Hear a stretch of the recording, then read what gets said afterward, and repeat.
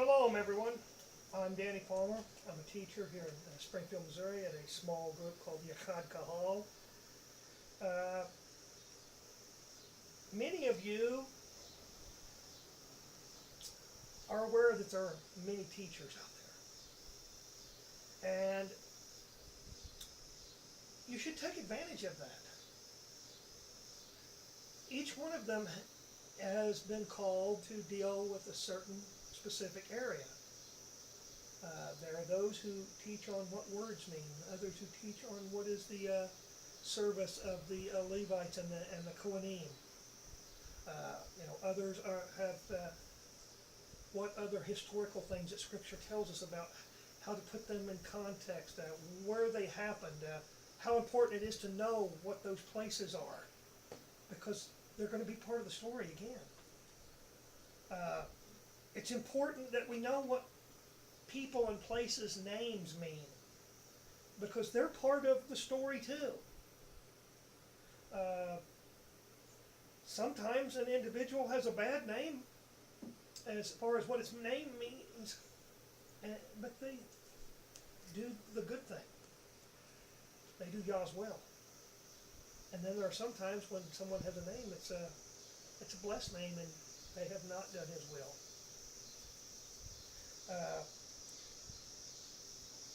I've had a video shared with me by a friend in our congregation, and I'm sure that most will realize what I'm talking about when I speak about it.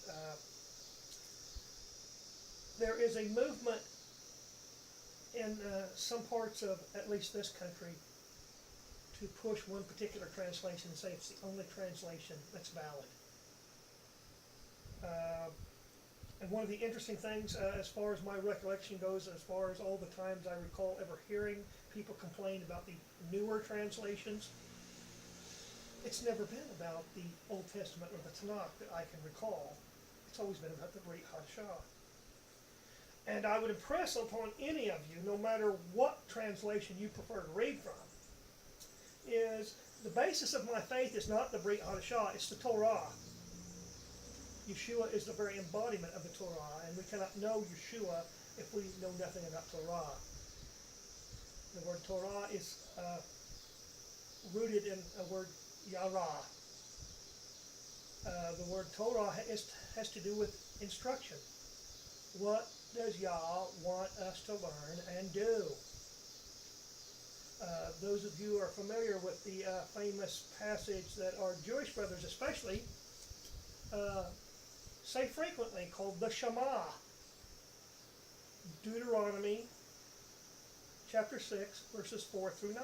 It's just one section of what they read. But anyway, the word Shema does not mean just to hear, but it means to hear and to do. The Semitic languages, of which Hebrew is believed to be the root of all the other Semitic languages, they are all verb-based and not noun-based. It does not mean nouns have no purpose, but it's not about what the noun is, as in the person or the place or the thing even. It's about what is happening or what is being done. It's not about that Abraham was, it's what did Abraham do, or what did he not do.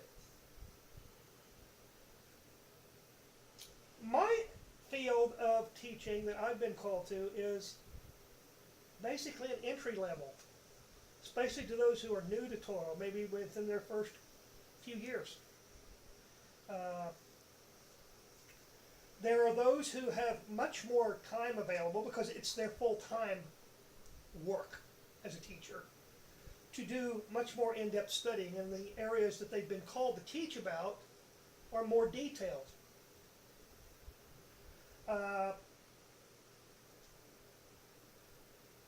Don't fail to take advantage of these individuals. They've been called for a purpose.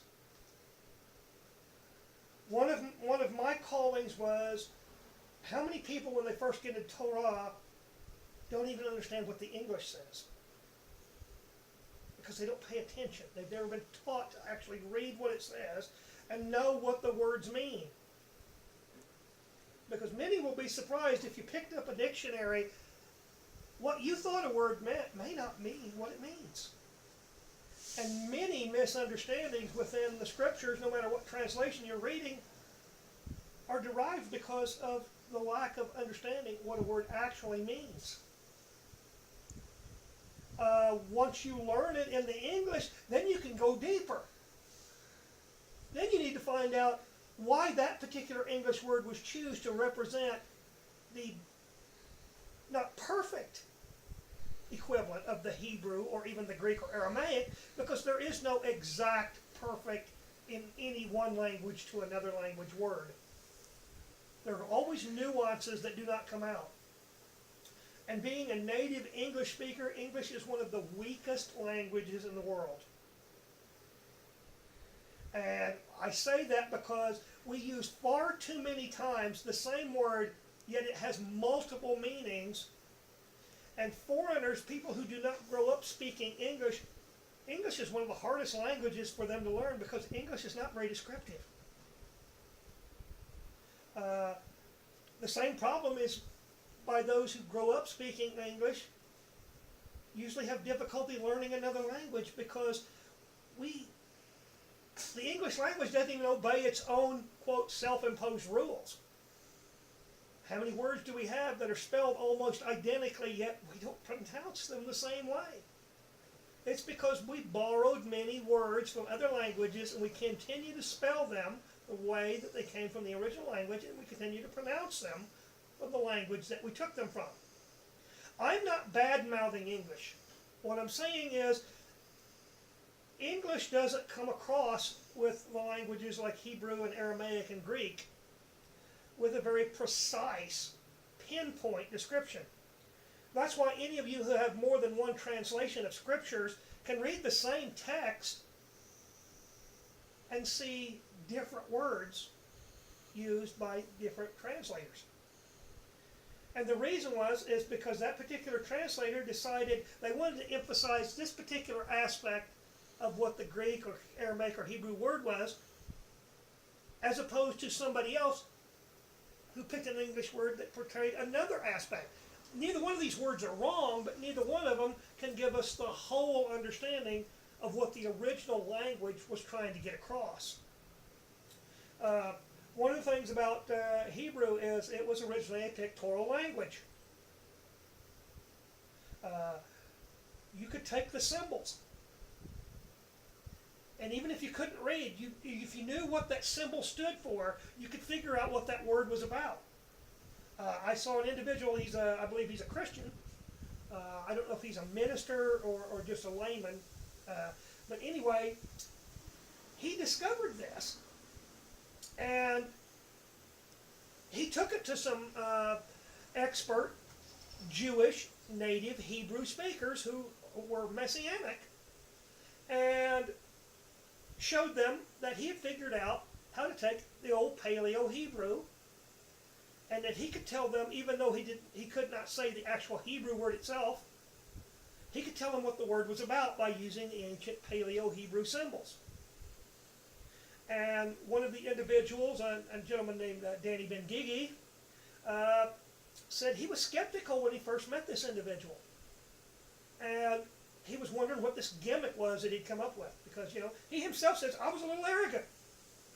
This is my field of expertise. How could a guy come up and figure this out? It's because, Danny Ben-Gigi, like the rest in his field, had probably never been introduced to it, and when he finally realized that, wait a second, I can take this, and this can help with the work I already do, and he realized it was a blessing. But at first, he admitted himself there's a little pride that got hurt. How could this layman figure out something that I studied, I got schooling for and everything to do the work in the field that I do? But this does not diminish what Mr. Ben-Gigi does. Mr. Ben-Gigi offers several ways that help non-Hebrew speaking people in the Hebrew roots and Messianic Jewish community, ways to begin to speak and learn Hebrew. So what I'm saying is, this was a tool that he could add to his repertoire. He could take this guy's writing, use it with the stuff he already had, and it actually improved how he was able to present how to learn the Hebrew language. So this is what I'm saying about teachers is, you don't want to let pride get in the way. We know it says pride goeth before the fall. There's nothing wrong with being, proud of what you do, having pride in the work you do, but we got to watch that pride doesn't take over and it becomes ours. Because, everything's really his, the Creator. The earth is his and the fullness thereof. And I think sometimes I myself take to heart the fullness thereof includes us human beings. We belong to him. Therefore, those who out there in the world who do not understand or have lost their faith because they can't believe that there would be any strictness or rules within his kingdom. He owns us all. And he's given us the opportunity to choose who we will serve. Will we serve him? Or will we serve us? And one of the things I want to bring to your attention is there are a few words in the Hebrew that people will hear because at least one of them has filtered into almost every other language in the world. The word Satan. That's how it's pronounced in Hebrew. In English you would recognize it as the word Satan. The word Satan is a neutral word, and you must know the context, because Satan means adversary or opponent. Guess what? There's even a couple instances where Yahweh says he is our Satan because he's opposed to what we're doing because it's not his will. So take that to heart. I learned this a few years ago from a teaching that I read by a Reformed Jew. And I thought, well, in the most part, I have very little in common with their particular belief in their segment of the Jewish community. But I go, they've hit the nail on the head on this one. You know who his biggest adversary is? Is too many times us. Oh, I believe there's a greater entity that represents that. And he's the one that encourages us to be a Satan to Yah. So take that to heart and remember, I don't want to be his Satan. And I don't want him to be my Satan either. I want to feel that I am doing something productive within the will of my Creator. So, as we go into this now today, the Torah portion that began to be read after sundown yesterday. We do these tapings on the first day of the week because we felt it was more important that people saw the Torah portions during the week that would come up instead of after. It's productive either way, but we felt that people were going to come and look at these teachings and some of this material that I present to you to examine. I'm not telling you what to believe. I'm asking you, will you check yourself? I check myself all the time. So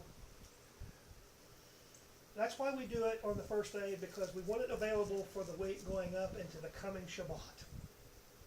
So if you want to look at this, it's not after the fact. Maybe it'll give you something that you meet with the local group you meet with, whether it's a congregation or in home or wherever you meet.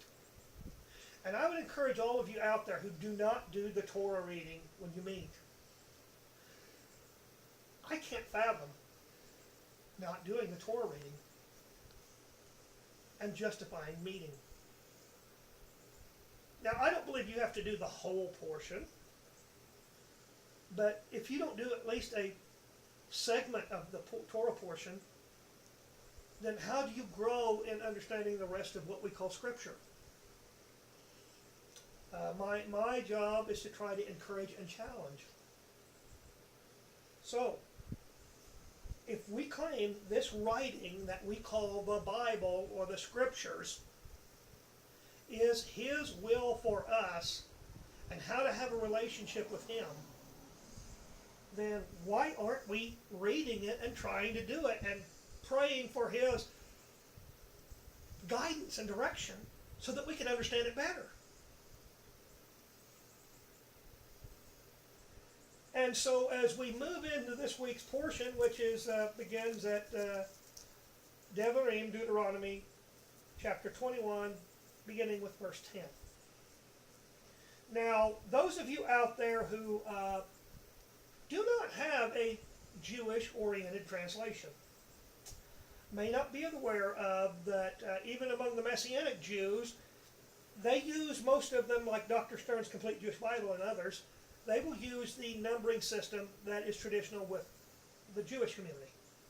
And there are a few places in Torah, not as many as there are in other segments of the prophets and such, that numbering will be different between the chapters. Sometimes it may only be a verse different. And if you have a traditional Christian oriented translation, even if it's Hebrew roots, and they tell you, oh, chapter 15, verse 9, and say there's a verse difference in the numbering, and you begin to look at that verse, and somebody else begins to read it, and you go, well, wait a second, that's not what this verse says. It's not that they made a mistake, because they may be reading from a Jewish-oriented numbered translation. So I hope this piece of information will help some of you out there, because if you're ever in a Messianic synagogue, or if you have any Jewish friends, whether they're believers in Yeshua or not, and you begin talking about chapters and verses within the Tanakh or the Old Testament, and they begin talking about a number in a certain chapter, and you look at that and you go, this has nothing to do with what we were talking about. It's because it's not numbered the same. For the most part, they are. But the chapter and number systems are not that old. I've heard before, but I can't recall exactly,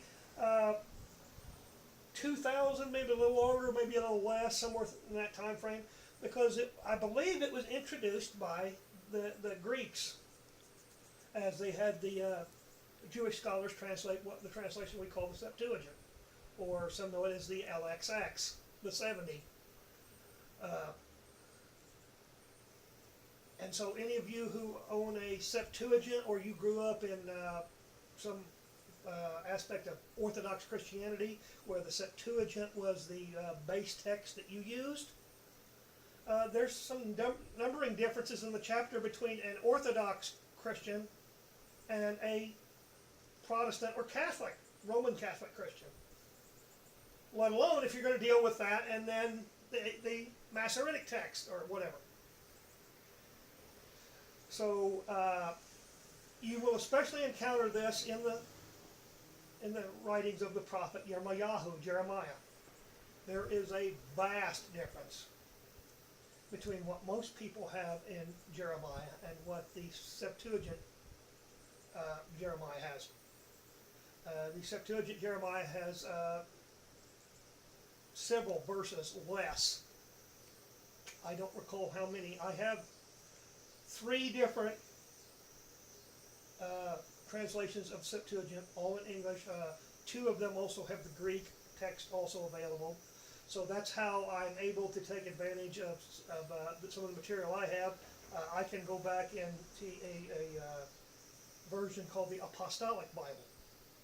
If you've never heard of it, you ought to check into it. you can go back and find what was the word that they used in the Greek Brit Hadashah, and go back and say, okay, I want to compare that to the Masoretic text of which most Christian Bibles are based on, and say, okay, what did the Jewish scholars who translated the Greek say in the Septuagint in that chapter from the Tanakh? And compare it to what they then used in the Brit Hadashah.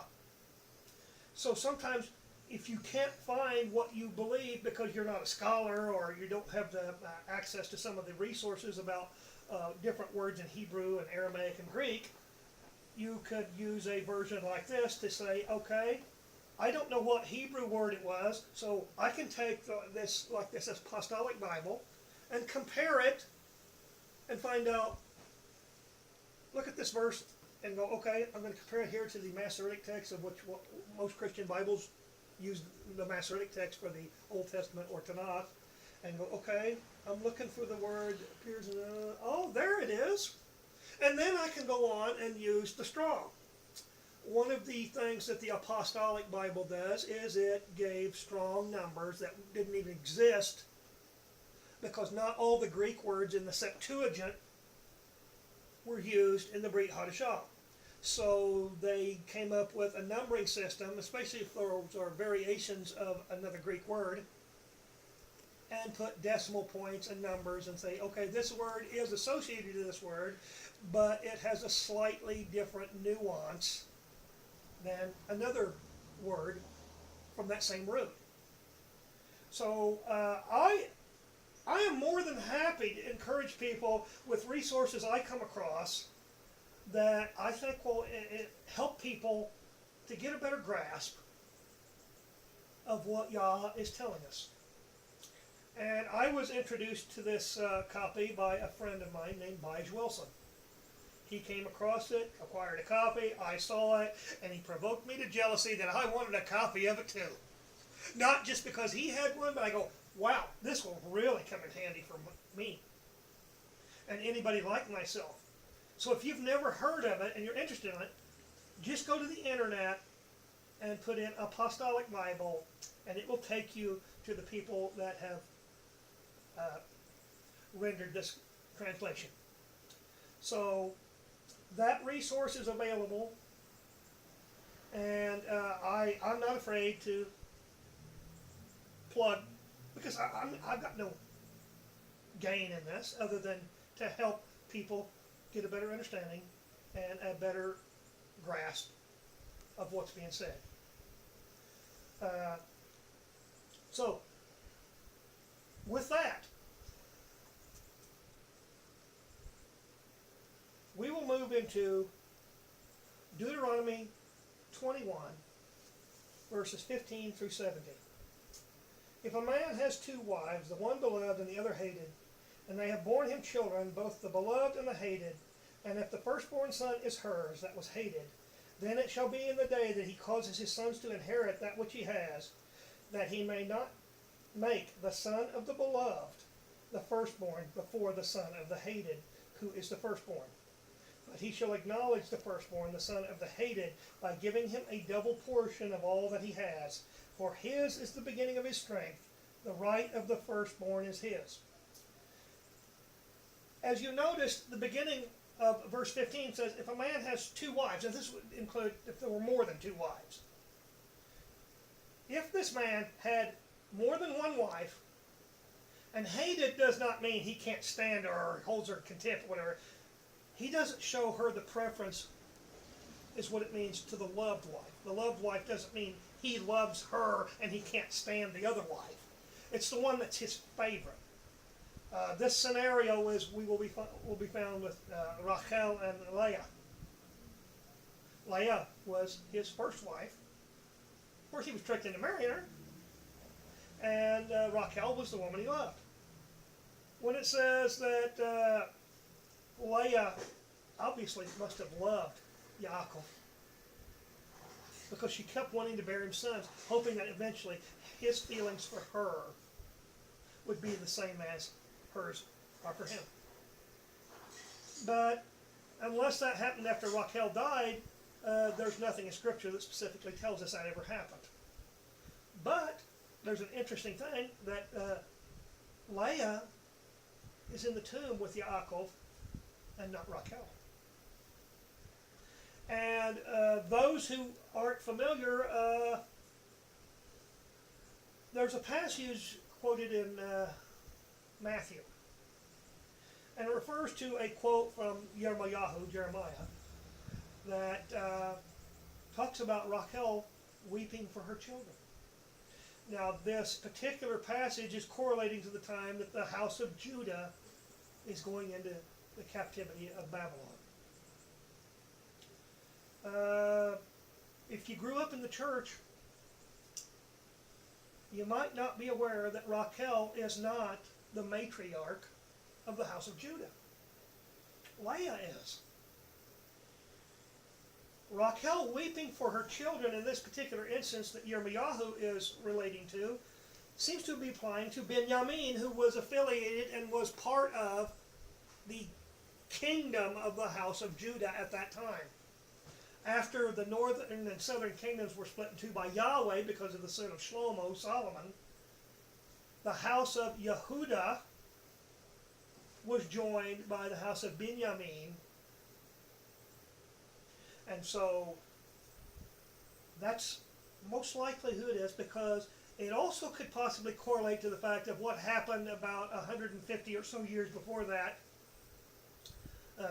when the northern kingdom went into exile in Assyria, which was predominantly led by Ephraim and Manasseh. Ephraim to the greater degree. That's why many prophecies will refer to the northern kingdom as Ephraim, not because Ephraim is they're all counted as Ephraim, but because Ephraim was the tribal leadership that was in dominant control of the northern kingdom. The reading that I first read from in this week's Torah portion is Deuteronomy 21, verses 15 through 17, having to do with if a man had multiple wives, and how the words love and hate are not emotions. They're actions. How did Yaakov treat Leah differently than he treated Rachel? That's what it's about, is he showed much more affection and attention to Rachel because that's the one he wanted. So to think that he despised in the sense that we think of what a word like despised or hated means that you can't stand them. That's not what the word hate means in the Hebraic or Semitic context. It has to do with how someone is treated. Now, it does not mean there are not feelings involved in why we treat someone that way. Sometimes people misinterpret actions. I shared with someone here just a while back the different way we understood language. And that love was how you treated someone. Action. And their perspective was, well, was emotion because they had never been presented with this idea before. And I said, it's not that emotion isn't part of it. Sometimes I think that men and women don't understand each other because we do speak two different languages.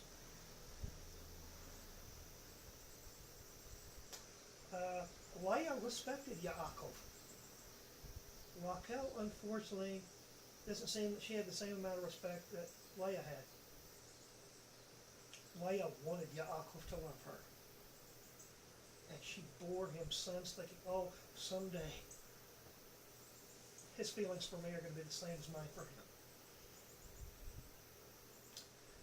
But as I said, to a major degree, Torah never tells us how that relationship did, even though, as I said in the previous segment, that Leah is the one entombed with Yaakov, not Rachel. And as I also mentioned, Rachel is the matriarch of Ephraim, Manasseh, and Benjamin.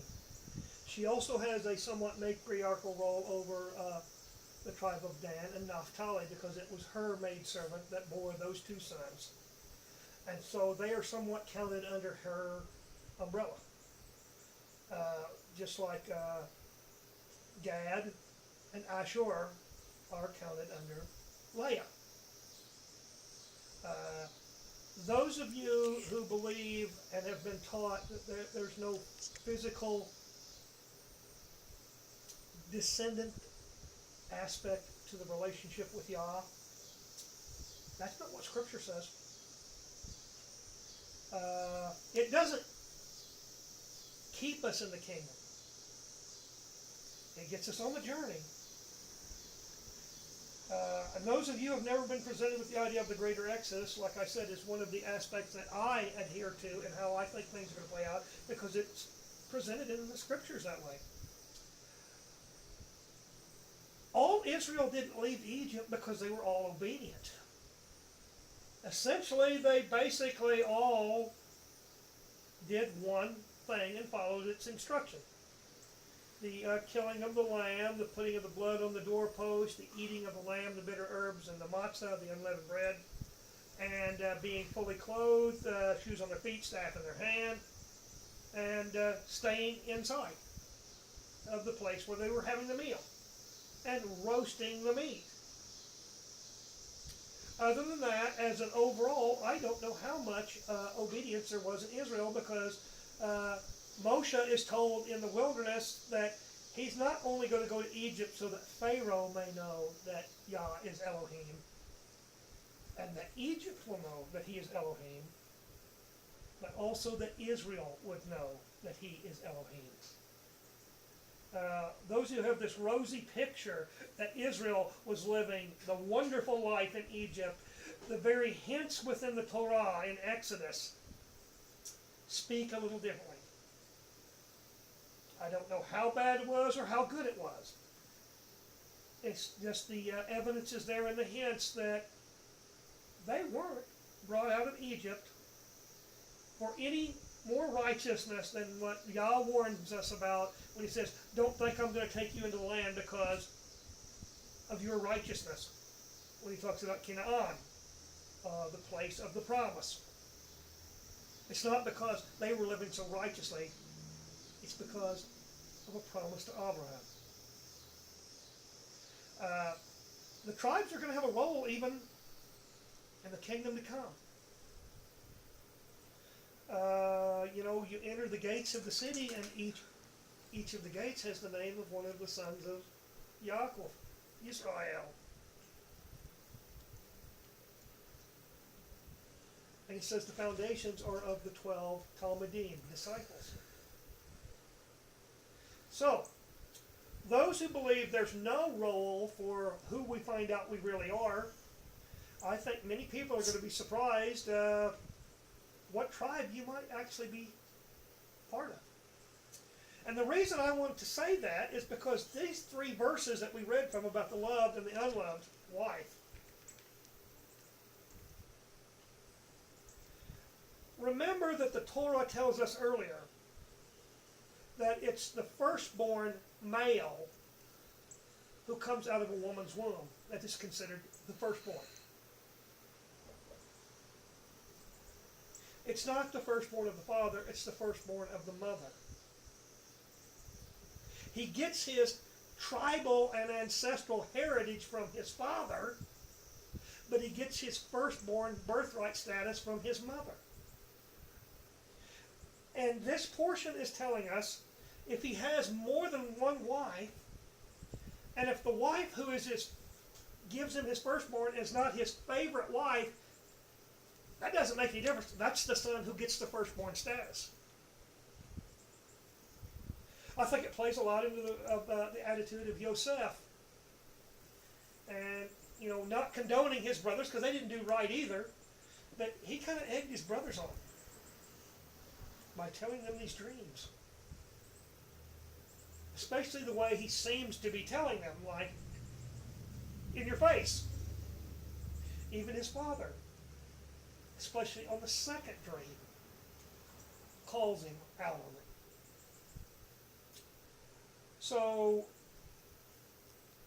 Yosef, son Ephraim, is considered the firstborn. Everybody believes it's because it was ripped away from Reuben. As I said, not condoning the action that the brothers did, because what they did was not right.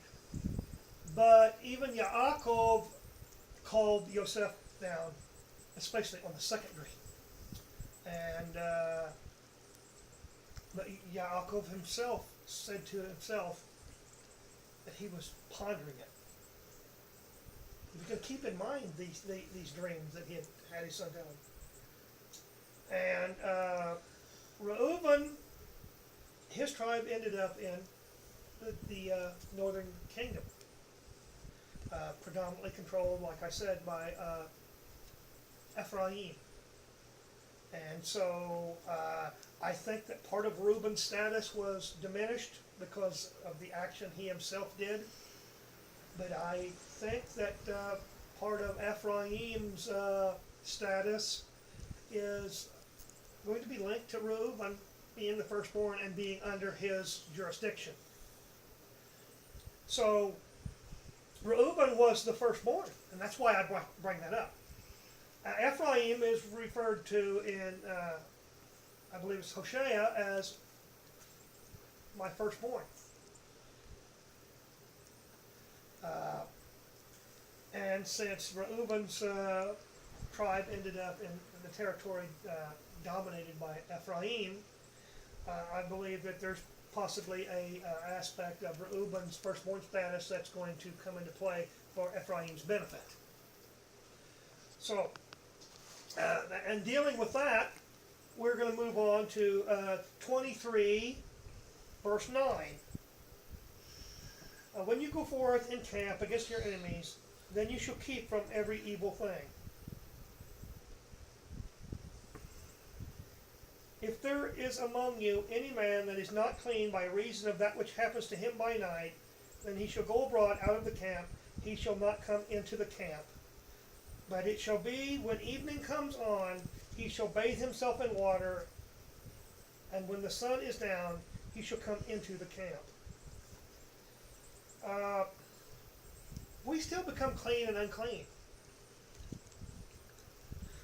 Clean and unclean is not because we're evil, it's because it's his authority.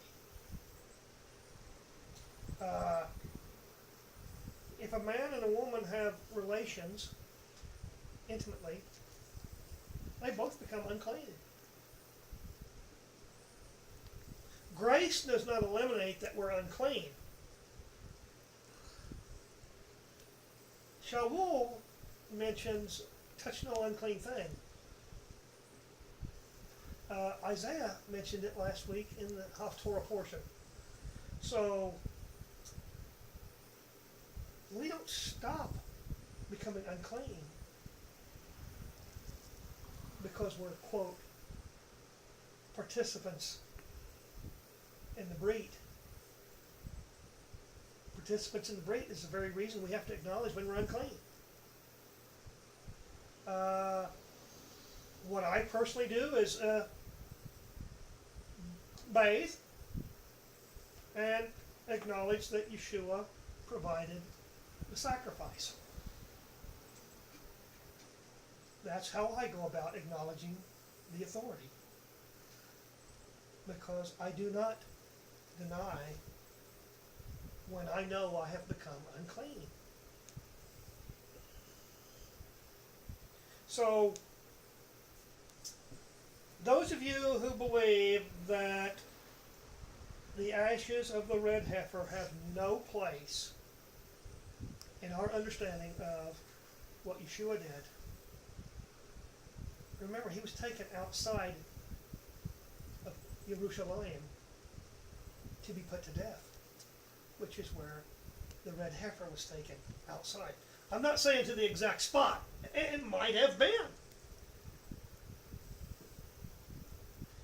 But he was taken outside the city to be put to death. The ancient forms of the letter Tav, the oldest looks like what we think of as the letter T in the Latin alphabet, which is what we who speak English and most of the European languages, we use the Latin alphabet. The middle period of Paleo-Hebrew, the symbol looks more like an X. One of the meanings of the letter Tav is covenant or sign. We were discussing this yesterday on Shabbat, that X marks the spot.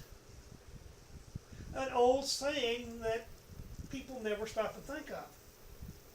How many things that we use in common, everyday English language that we never stop to think, well, where did that come from? Where did that particular saying or whatever originate? Another term is Yehu. It's one of the ways to pronounce one of the names of the king of the Northern Kingdom.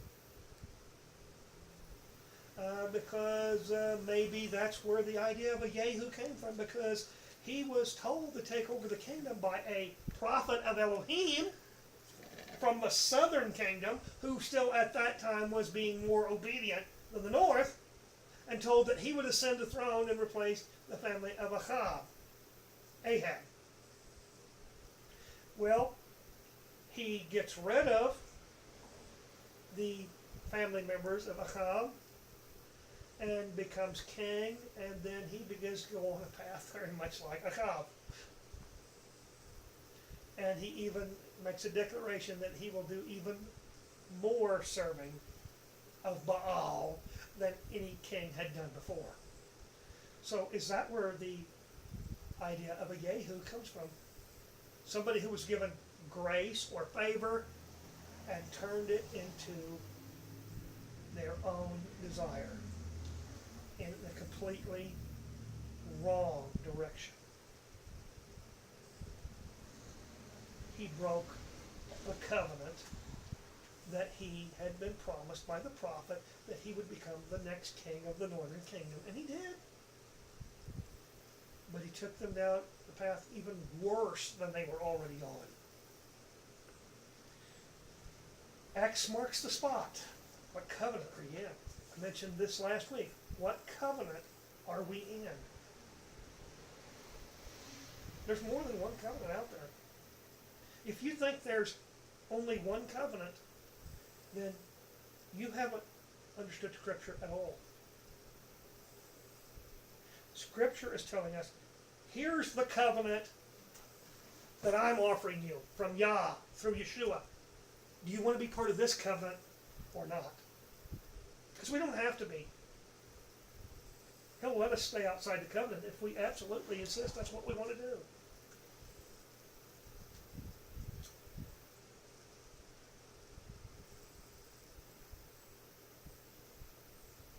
What do you want? What is your desire? What covenant do you want to be part of? That's the question you ought to be asking yourself. How am I living? Who am I living for? Yeshua said we would lay down our life for a friend. That doesn't mean we have to die. If we care about others, sometimes we have to give up our selfishness and do His will is what needs to be done in the situation to show the love to our neighbor, our brother. Yochanan the Immerser, John the Baptist, said that he had to decrease so that Yeshua could increase. Because Yeshua was the one that would deliver the promise. Yochanan was just the one that paved the way. So when Yeshua said Yochanan would be the least in the kingdom, isn't because Yochanan didn't do exactly what he was supposed to, or that he did something wrong. that he lost his faith or whatever. Now, he couldn't drink the cup, as I mentioned last week, because all the evidence points to his being a Nazirite,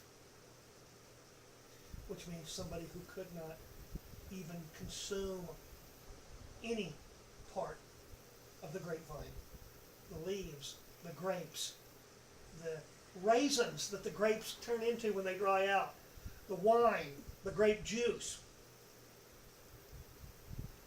So he couldn't drink the cup of the covenant.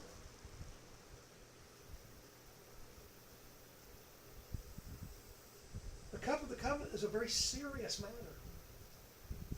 It's not just some ritual that we should go through. We should think about it every time we do it. We should examine. It's not about not having any sin. It's about acknowledging who's in charge. Because if I wait till I have no sin whatsoever, I'll never get to drink that cup. And I'm not saying I don't try to live right. I don't try to obey.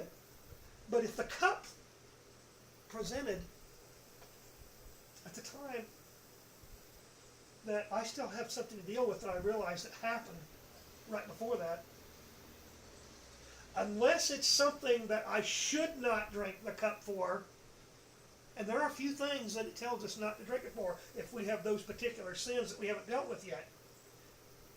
But unless those sins come under that criteria, it does not mean I have to be sinless to drink the cup. I have to acknowledge that there is sin, and I need to do what it takes to deal with it.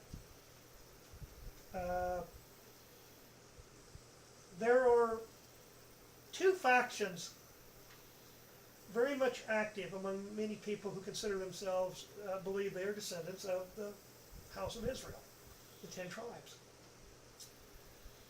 And both of them have some disturbing aspects. I'm not saying there are others, but these two are the ones that concern me the most. One faction believes they're going home regardless of what, because they're just Israel, no matter what. Yeah, they can be on that journey. But remember what he said to our forefathers, the first Exodus. If you do in the land what they did, the Canaanites, I'll throw you out too. So there's obedience required in the land. That's why such a long period of time passed, even before our Jewish brothers who are in the land right now got to go back. And it's not because they're overly obedient themselves either. But it's part of Yah's plan.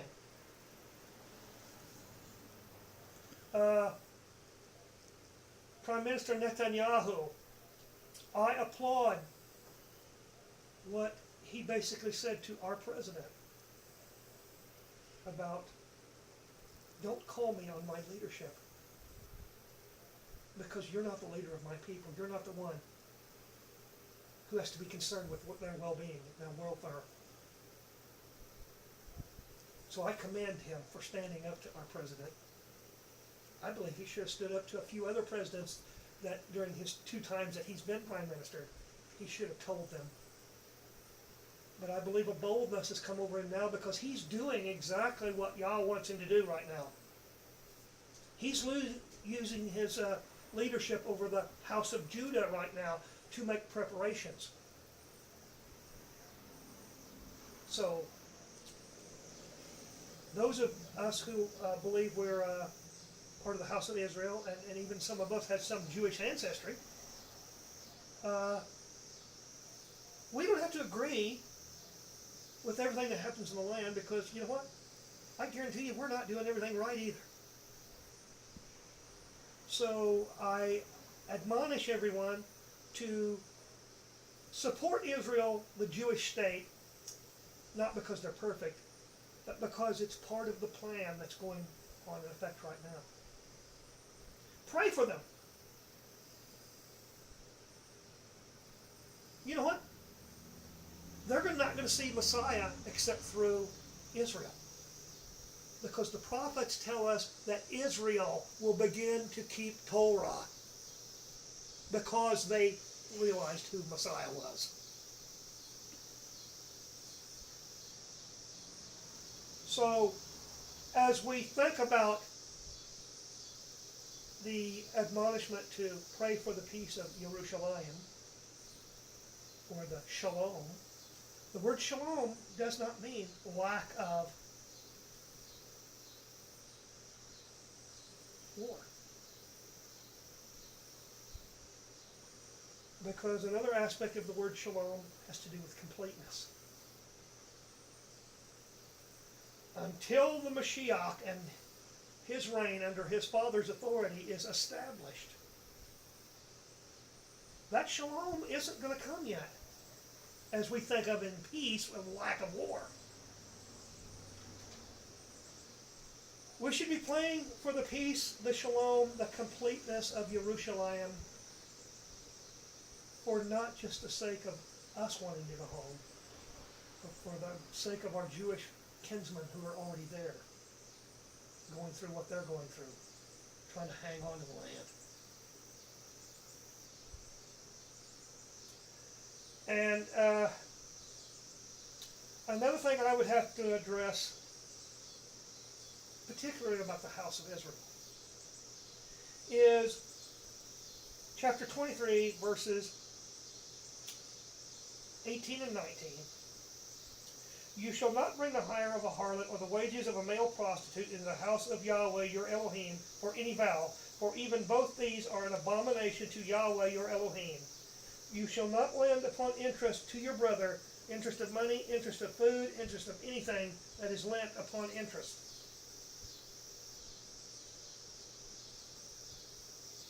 There's two things it says not to do. Do not allow an offering to be brought by a prostitute. And the other is not to lend to our kinsmen with interest, or to borrow from our kinsmen and pay interest. It's wrong either way. Now, some of the older translations, when it talks about the male prostitute, will say, do not bring the wages of a prostitute or of a dog. The word dog alludes to a male prostitute. It's not referring to the animal referred to as a dog. It's referring to a male who sells his body sexually to make money. And unlike the female prostitutes of that day, the male prostitutes were more willing to do those sexual acts with male or female.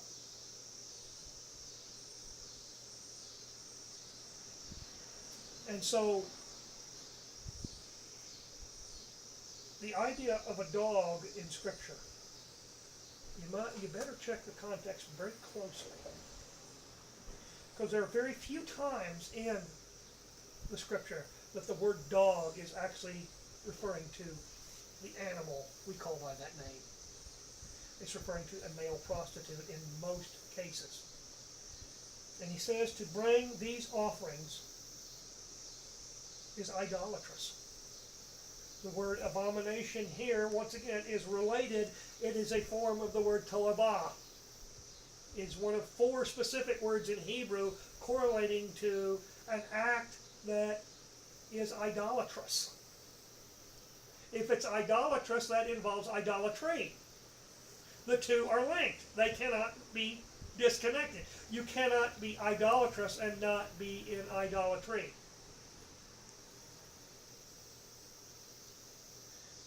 And it says in verse 20, to a foreigner you may lend upon interest, but to your brother you shall not lend upon interest, that Yahweh your Elohim may bless you in all that you put your hand to in the land which you go in to possess. Okay? We're not forbidden to pay or collect interest here. I choose to try not to involve myself any more than I have to. My own personal aspect, I've tried to eliminate that completely. But I work for businesses that borrow money at interest. Most of you do also. I have to live in the world, but I don't have to be the world. I have to work for a company and an ownership that borrows an interest and probably collects an interest from an IRA or a 401k or whatever.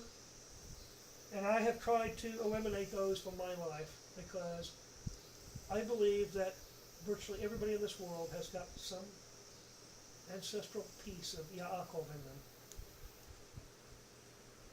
Now,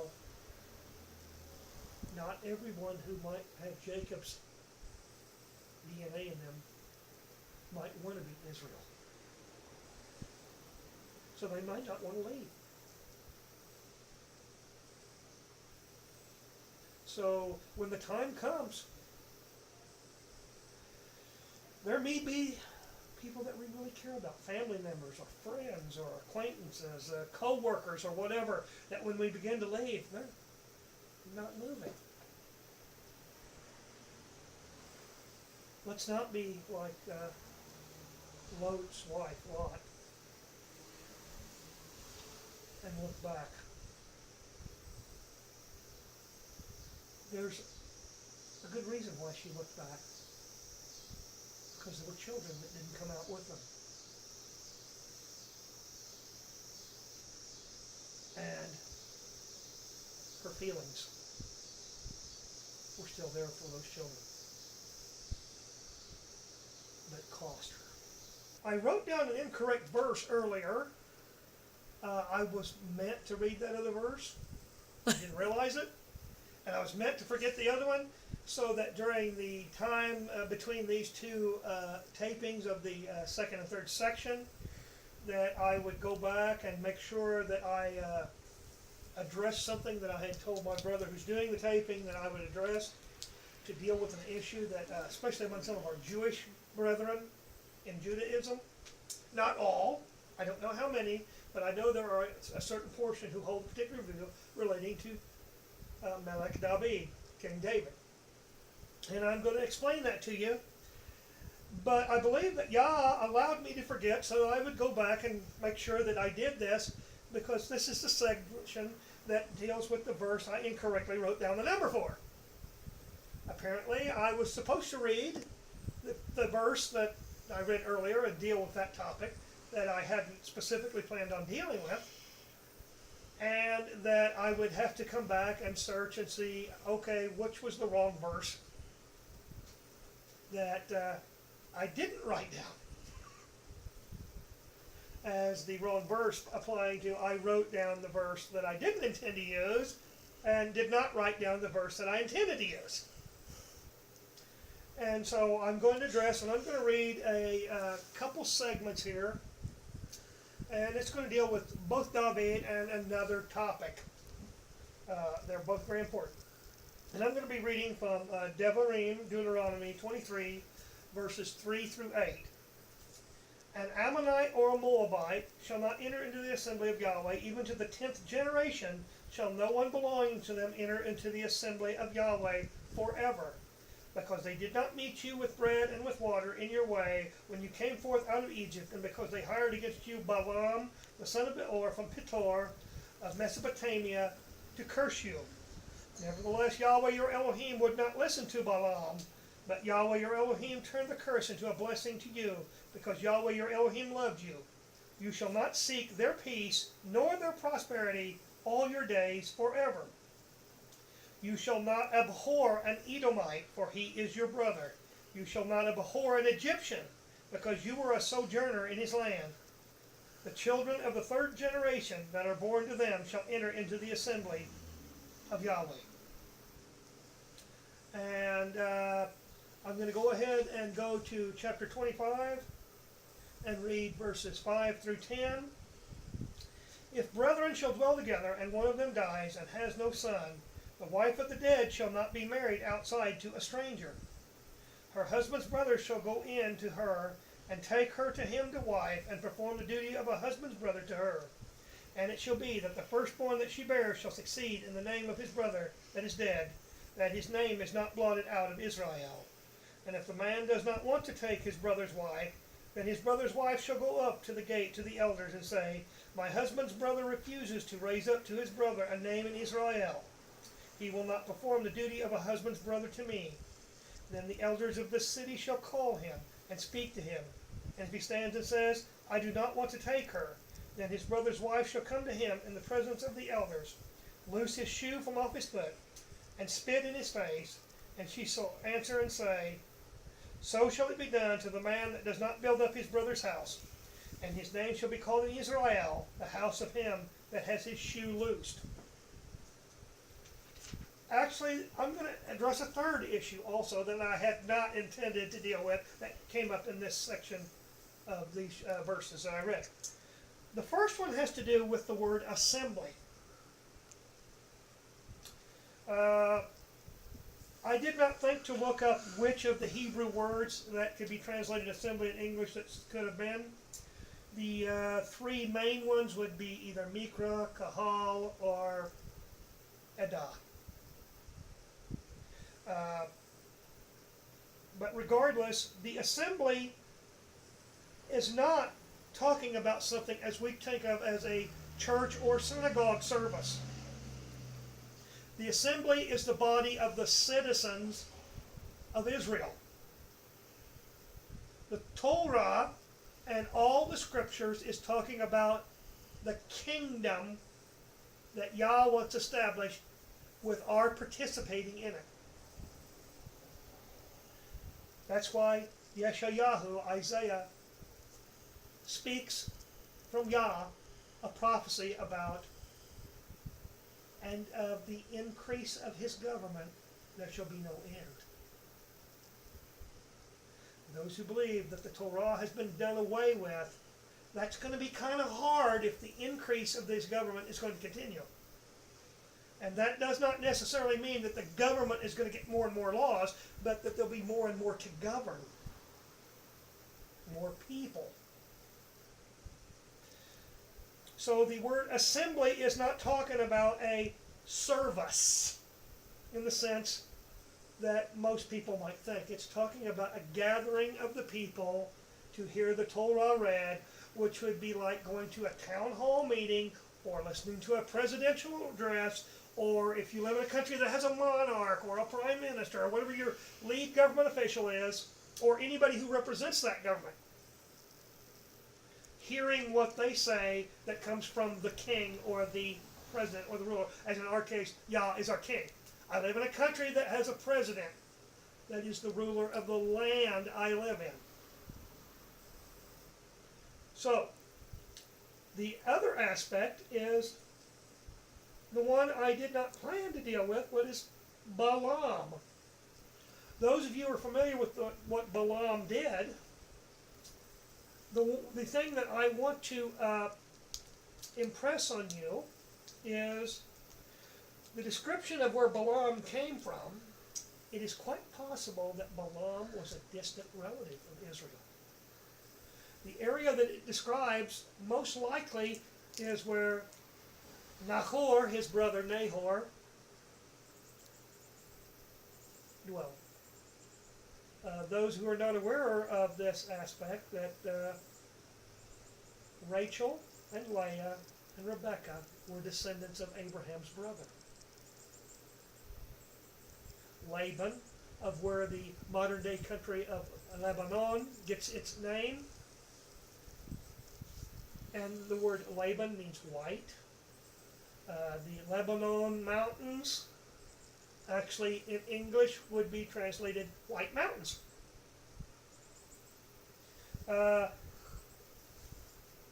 Balaam may have had the reason that he went down there thinking he could earn this money by cursing Israel, because he may have been a relative. Little familial animosity. This is just a possibility. I'm just presenting that to you to think about, did Balaam do what he did? And maybe it'll put a different light on when we think about what Balaam did. The last one has to do with some, I don't know that I've ever heard this among the Hebrew roots or the Christians, that there are some who believe that David should not have been king of Israel. And it doesn't have to do with the fact that he was anointed. It's not disputing that. It's disputing the fact because his grandmother was a Moabite. Those who remember the story of Ruth from the book of Ruth are familiar that Naomi, the mother-in-law, went to Moab with her husband and her 2 sons because there was a famine in Bethlehem.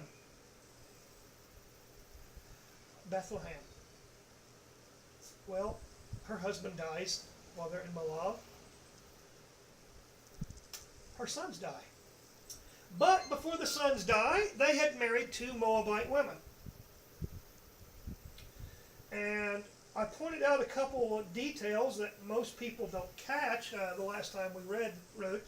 Ruth is usually read at a certain time of year. It's not one of the weekly readings. And you read the entire book, which is only 4 chapters long.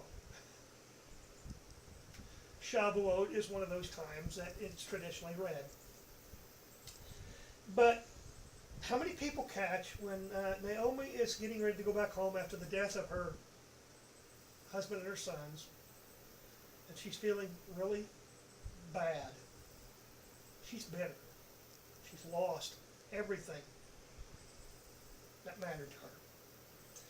And she tells her 2 widowed daughter-in-laws to go back to their father's houses and go back and worship the gods of their fathers.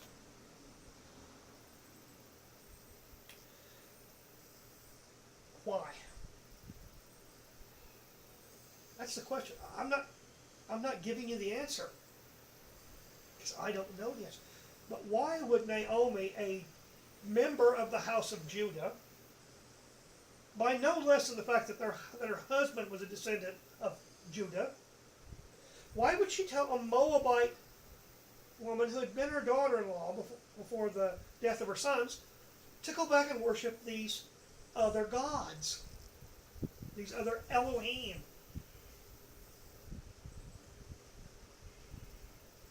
It's a curiosity. Why would she say that?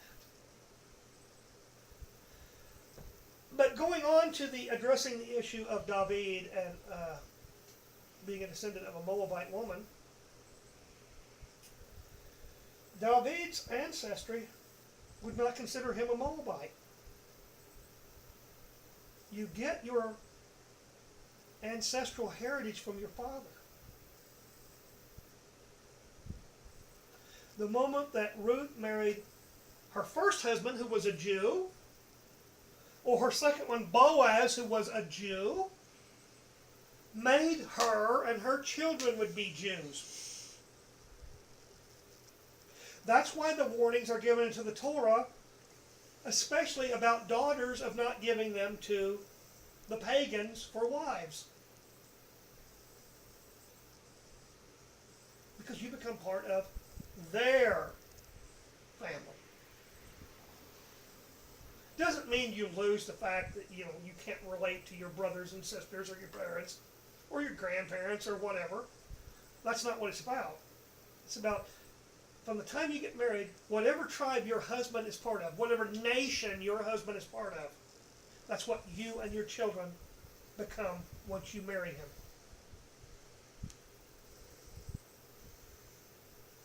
Ruth became a Jew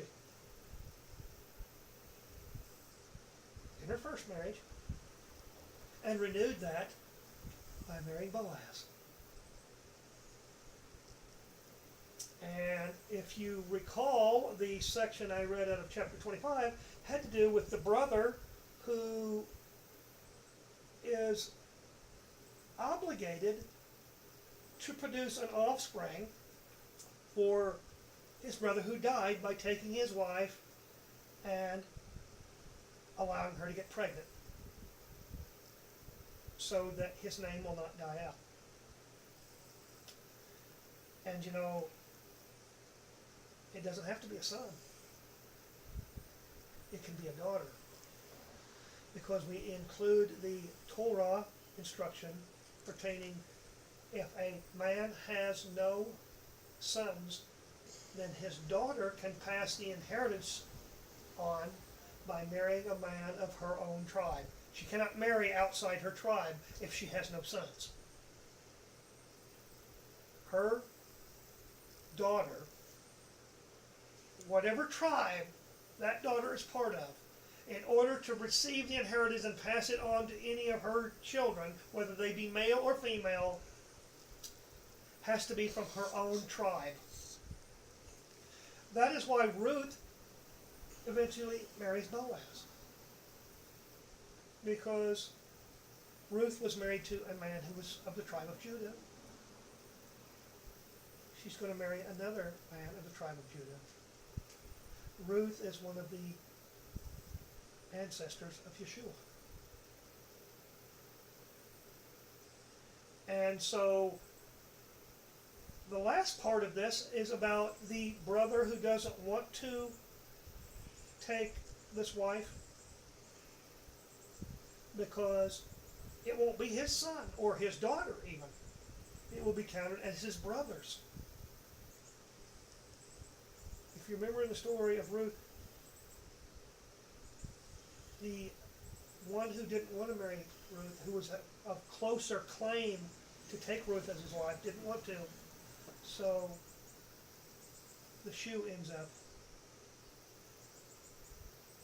with Ruth and Boaz. That is why some Jews do not believe that David should have been king, because of the idea that developed in the diaspora of, well, we don't know if you're Jewish unless your mother's a Jew. There's a reason why they developed that mindset. Jewish women were being raped, even if they were married. And the Jewish councils and everything in the communities they lived in decided, well, even if she was married, how do we know that the father was the father of the child? Because the woman had been molested by the people in the community that they lived in the nation they lived in. It's understandable why they came up with this idea, but it still does not negate what Torah says about we get our heritage from our father. We get our birthright status from our mother. But all of our heritage and our rights come through our fathers. So when the time comes that we go back into the land, I'm pretty sure that a lot of people are going to be surprised about which tribe they end up finding out they're actually part of. As I said, we don't get to dwell and stay in the kingdom because we're Israel in the genetic sense. Because even the stranger is permitted to become part of Israel by keeping the Torah. It's about who keeps the Torah, who gets to stay in the land. That's the way the rule has always been. So, ponder these points.